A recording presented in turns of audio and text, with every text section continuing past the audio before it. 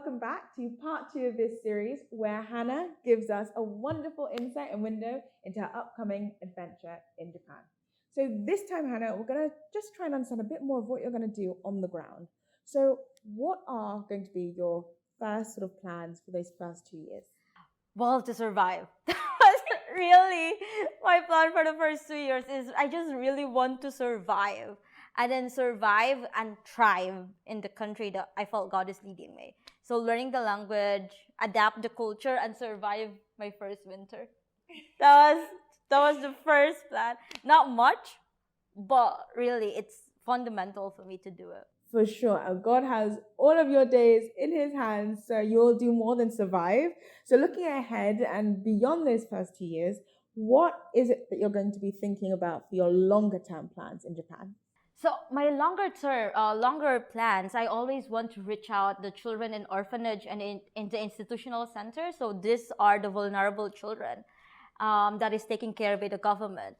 So once they reach 18, they have to leave the institution, but they're not fully adult until they're 21. So in these 3 years, they have very little that they can do, and a lot of them goes to prostitution. So I want to be that person that say, hey, God has a greater plans for you rather than that. And another thing is I want to equip these children and really love these children, and hopefully Jesus becomes real to them.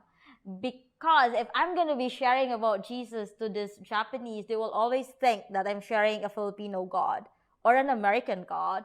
But if a Japanese is sharing about Jesus, they cannot say anything else, because if God is working in a Japanese, God can also work to another Japanese. Amen to that. No, for sure. And it's a really audacious vision you have, Hannah. So what is going to be your sort of strategy? Like, how are you going to make these plans a success? Well, first is the language, because it's a mono-ethnic country. So you really need to learn the language and also really be genuine about loving people and also be genuine about making connections, like connections with people.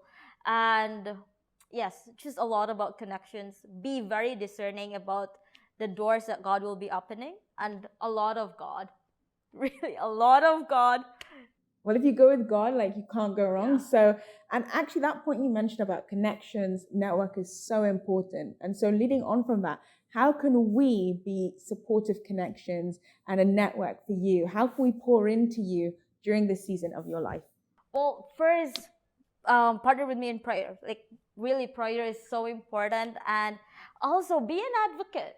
Like, your connections could be such a huge support for the plans that God has for me in Japan. If you know someone in Japan that has a business or anything.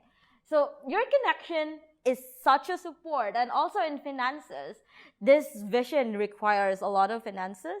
And if you want to be part of it, you can also give financially and be an advocate. Be an advocate that there are vulnerable children in Japan that really needs our help.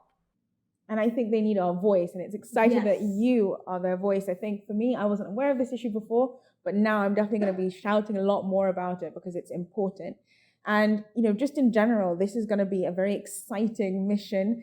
How can we stay connected and see how it evolves, how it goes from success to success to success in God's name?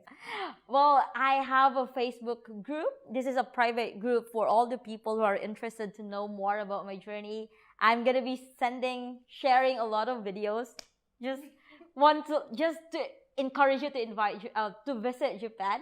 And another thing, newsletter, just communicate with me, WhatsApp, in email, and social medias. There's going to be a lot about social media.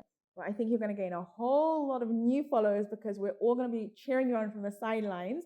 So thank you so much for joining again. And thank you for tuning in to part 2. Join us next time for part 3, where we dive even further into Hannah's adventure in Japan. But for now, take care and bye.